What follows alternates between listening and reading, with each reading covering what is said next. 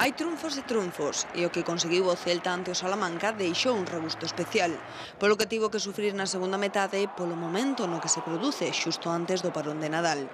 O Celta remata o ano no terceiro posto a un só punto do ascenso directo.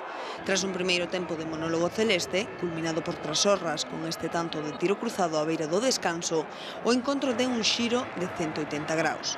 O conxunto vigués non sentenciou e tivo que aguantar o resultado cun home menos case todo o segundo tempo, pola expulsión de Murillo no minuto 47.